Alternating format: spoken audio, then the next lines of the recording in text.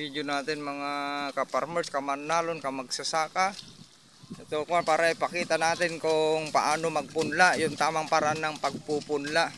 Yan, puntahan nyo YouTube channel natin, Agritipid Page, makita nyo doon mula nung ginawa natin ito punlaan. Nandun na hanggang ngayon, ayan, naka-upload na doon.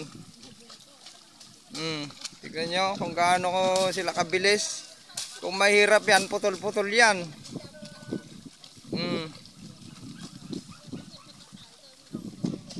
Yun. Ito ay Lungpin 2096. Ayan. Mga taga Lungpin yan, baka naman.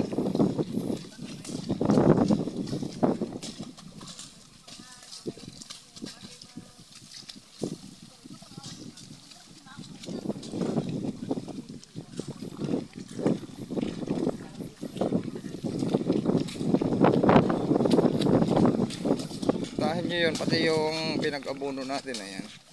Sakto lang yung kwan natin, hindi ganun na malambot. Yung puno ng palay, hindi rin ganun na malapad. Kasi pag urea ginamit nyo dyan, lalapad yung puno ng punlan ninyo. Ayan. Sulfate lang yung ginamit natin dito nung 6 days. Kapag urea kasi yan, lalaki yung puno ng palay. Pag urea yung gagamitin sa punlaan.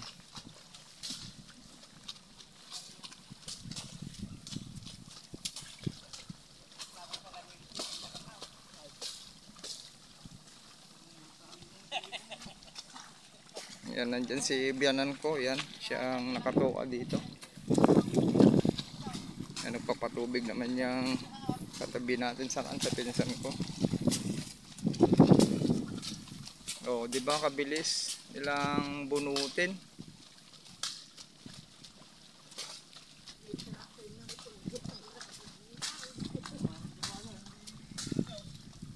Ayan.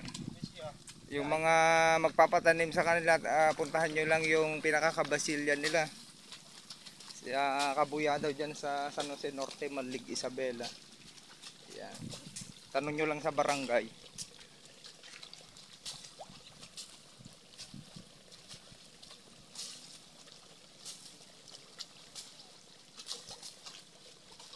Nga bunutin. Pintasi pa nagbunubun tayo. Ayan, in-explain ko na kanina kung paano yung tamang sukat ng punlaan. Nandyan na yan, wag nyo na kasing laparan na parang inbreed. Nandun na nga sa instruction ng mga hybrid company na 1 meter lang. Kaya pinapasikip yon, 1 meter lang yung lapad para madaling bunutin. Hindi yung tubig, meron pa rin yung tubig, hindi titigas yung pinakagitna. Yung lupa.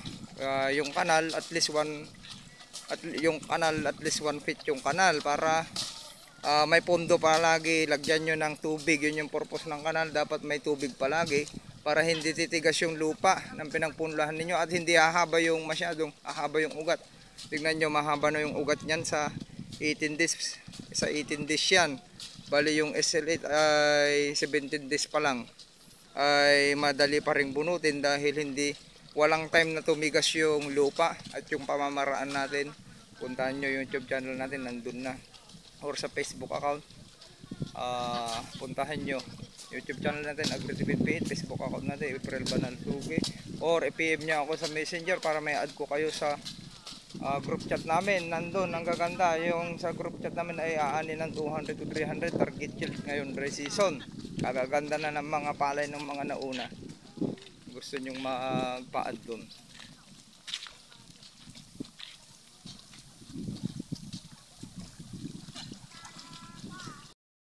Mga ka-agritipid, nandito na tayo. Hinihintay natin yung kwan, sana matuloy yung magbubunod dito at magtatanim. Ayan, sinampulan ni tatay, nandito siya para saka si pinsan para magbantayan yung mga manananim.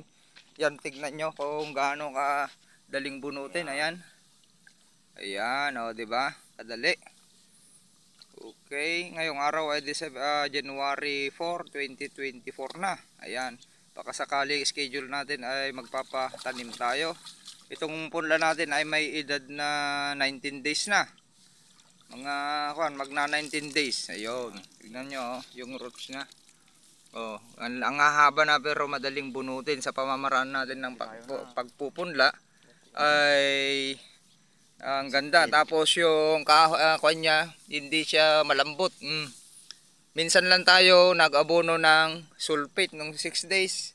Tapos yung nagbasal tayo. Tignan nyo, puntahan nyo YouTube channel natin, Agritipid PH. Nandun na yung linagay natin. Naglagay tayo ng manure nung bago naglinang. Tapos naglagay tayo ng carbonize sa seedbed. Binalutan lang konti. Tapos triple 14 pala. Tapos binalutan natin para hindi sisingaw yung yung abono nilinagay natin. Tapos carbonize tsaka yung binhi. Ganun lang yung proseso natin after 4 days. After 4 days dahil nga ang daming daga, tayo ang nahuli dito na nagpunla kasi nagpalusot nga tayo, third cropping. Ay nagpapasok tayo ng konting tubig para lubugin yung butil para hindi na makita ng daga. Ganun yung proseso natin at ibon. Kaya na prevent natin lahat yan. Itong punla natin ay organic. Walang ito ay tawag doon. Walang nagamit na insecticide, fungicide.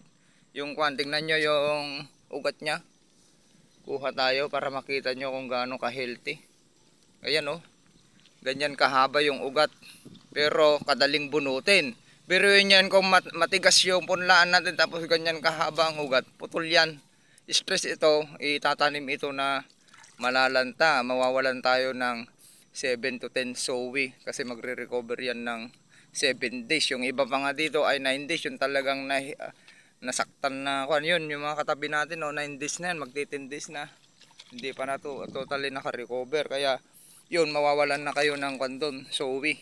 Doon tayo natatalo sa sowi. Kung mahina mag-sowi yung palay na, hindi natin maabot yung 200. Kaya karamihan, bilang sa isang kamay, yung umaani lang sa isang bayan ng 200. Walang nakakaabot dahil yun yung dahilan kulang sa sowi. Doon kasi ang competition yan sa sowi kung ilan yung tailors niya. Mas madaling abutin yung malakas na ani. Okay? Maraming salamat. Sharing is caring. Ayan. Paikot ko sa inyo sa front view. Iyan. Gatid muna tayo mamaya. Happy farmers. Sama-sama tulong-tulong itaas ang kita. Yung mga gustong magpa-add pala sa group chat ng Agritipid PH, PM nyo lang ako sa Facebook account.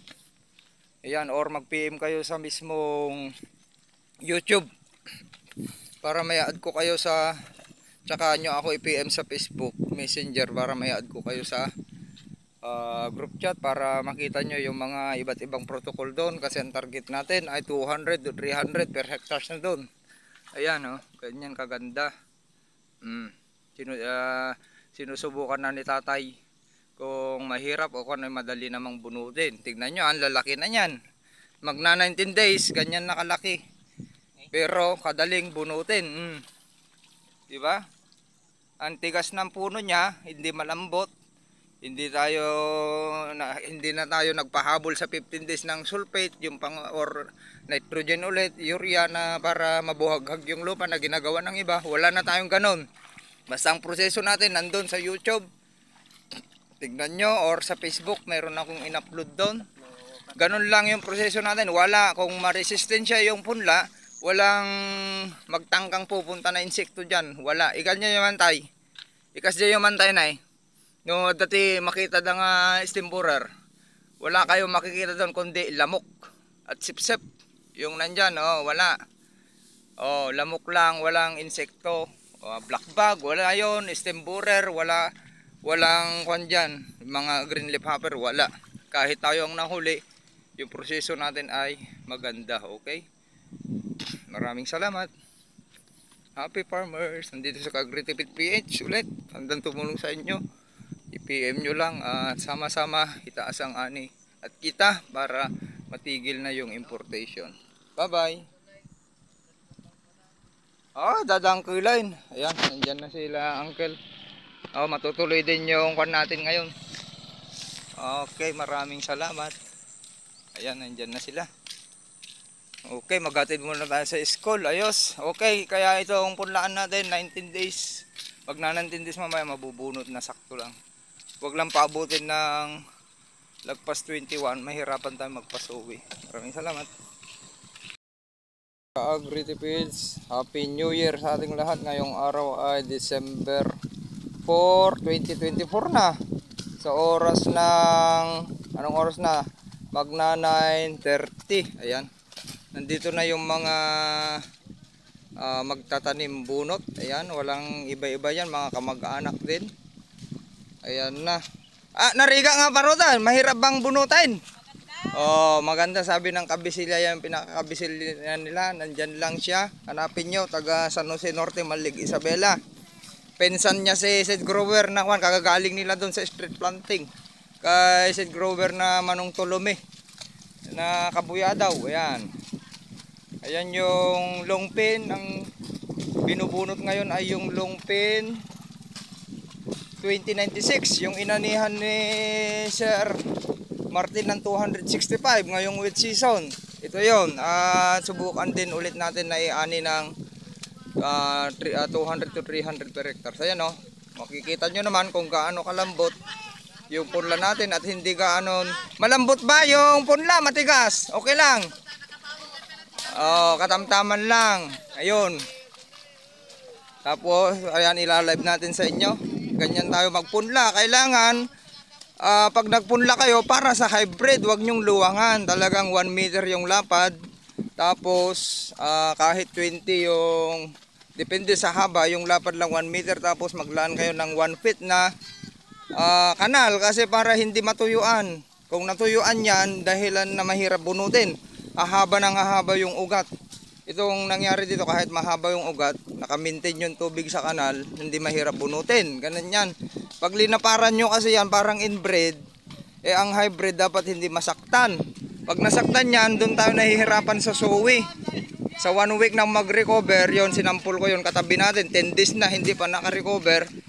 Nabawasan na kayo ng andaming sowi nun, nasa 7 to 10 sowi sa 1 week na recovery ng palay. Kaya sinabi ko, ulitin ko, sa every bayan, sabihin nyo kung may umani ng 200 kaban. Wala. Bilang sa isang kamay yung umaani ng 200 kaban dahil nasaktan yung 1 into. Hindi obra yung 1 into na sinasabi ng mga hybrid company.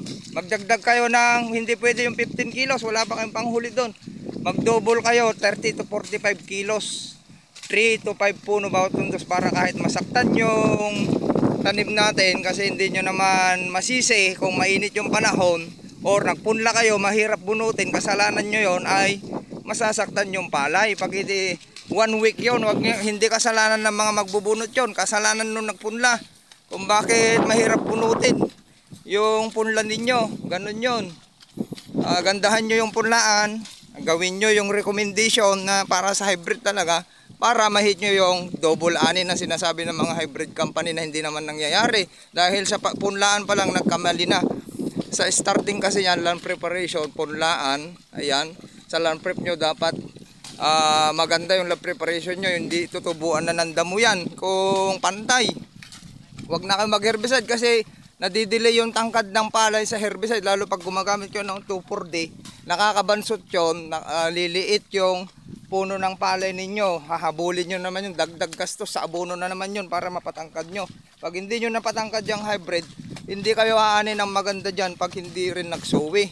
Kahit nag-average lang kayo sana ng 50. Karamihan yan, nag-average lang kayo, punta kayo sa gitna 6. Nabibilang nyo yung, pag nagkapas kayo, kung nasubukan nyo na nagkapas, punta kayo sa gitna, bibilang lang kayo doon, 6, 10, nahihirapan kayo ba sa 15 na sowi. Sa gilid lang yung marami. Yan, pinagmamayabang nyo minsan na sa gilid, ang daming sowi, pero pag pumunta kayo sa gitna, walang sowi yan. Kaya yung inaanin nyo, tinatalo pa ng inbreed. Yun yung talagang nangyayari. Talo kayo sa inbreed, sa triple to nga lang, hindi nyo kayang talunin, lalo ngayong wheat season. Nadapa lahat yung mga dyan, nagkasakit yung mga rice derby ninyo. Pumunta kayo nag-rice derby sa silong ng mga punong kahoy, anong expected nyo yun? Talagang puntahan ng peste yun. Talagang maraming kalaban doon. Ayan, sharing is caring. Ayan, tignan nyo kung gaano kaganda yung punla natin. Sa edad na kuwan pa lang yan, 18 days. 18 days yan. 17 days yung SL8H. Ito yung long pin 2096. Ito yung kulang, yung galing DA na 22 kilos. Konti lang yung tumubo, SL28, mahina yung sibol. Kaya bumili tayo ulit ng pang backup. Mahina yung sibol, marami rin yung hindi sumibol na nababalitaan natin galing DE na mga kuan, kasi ang kasalanan naman diyan sa storage room nila o yung seed grower nila, kasi nung ipinalutan ko to ang tawag doon, sabihin na natin lahat, pinalutan ko to, talagang madumi, parang may mga kuan, lupa-lupa, hindi maganda yung quality. Unlike dito sa Longpin talaga yan, sinabi ko Americano versus itong SL ay low quality. Yung Longpin talaga ay parang Americano, kasi ito pre-produce sa Nueva Ecija. Mas magaling yung mga nag-produce dito. Kaya yun yung hindi kasalanan ng mga kanyan. Farmers, kasalanan ninyo.